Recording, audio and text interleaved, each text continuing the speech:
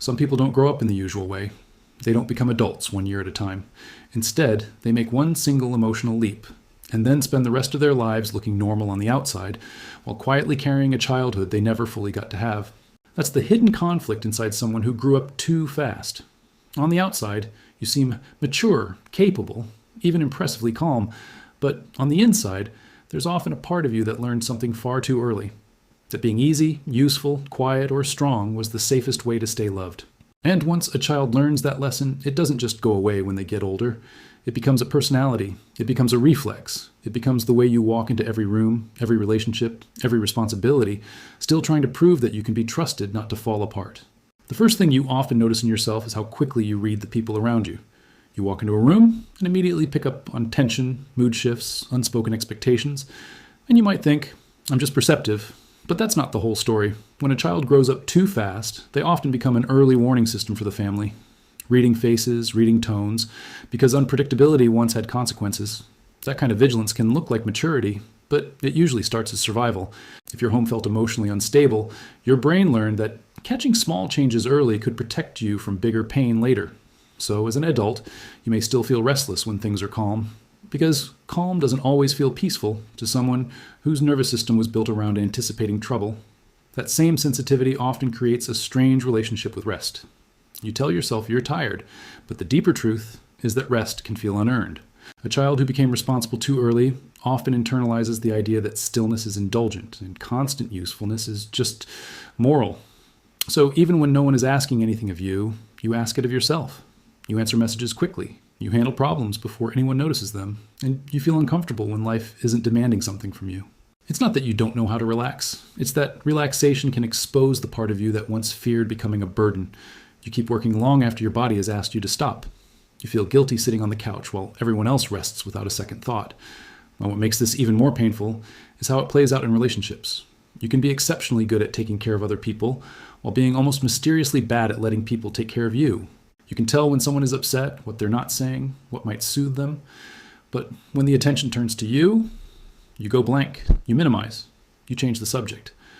Because your role early in life was emotional management, not emotional receiving. You learned that love came from stabilizing the environment, not from needing anything yourself. So in adult relationships, you attract people who enjoy your steadiness, but never quite learn to notice your exhaustion. And when they ask how you are, your automatic answer is still the one that kept the peace years ago. I'm fine. Underneath all of that is a wound that most people miss, because it doesn't look like pain. It looks like competence. It looks like having everything together. It looks like handling a crisis with a steady voice. But a lot of that competence is built on silent grief, the grief of becoming impressive before you were ever allowed to be carefree. You might feel a quiet jealousy toward people who got to be messy for longer, who had room to be vulnerable, impulsive, confused, without being shamed for it. And that jealousy isn't immaturity, it's recognition. Some part of you knows that while other people were experimenting with who they were, you were busy becoming reliable. And reliability, for a child, is a heavy thing to carry. It can leave you knowing how to function, but not always knowing how to feel alive. This is also why praise can sometimes land strangely. When people admire your maturity, they're often naming the very thing that protected you, while missing the cost of it. So mature for your age. It sounds like a compliment, but for a lot of people, it hides a wound. It means you adapted well to conditions that never should have required adaptation. You were noticed for your strength more than your softness. Over time, that creates a split. One part of you feels proud of how far you've come. Another part quietly wonders who you might have been if you hadn't needed to be strong so early. And that split often shows up as perfectionism, where achievements become a way to justify the life you were forced to build, even though no achievement can actually return what was lost. And then there's control. When life teaches you early that chaos can arrive without warning, control starts to feel like the closest thing to safety. You keep your space tidy, your schedule organized, your emotions contained. Other people see discipline, but underneath, it often comes from an old fear that if you loosen your grip, something important will collapse. The irony is that control can make you seem calm while keeping you internally tense. You spend years arranging your life to avoid feeling helpless, only to realize the real issue was never messiness.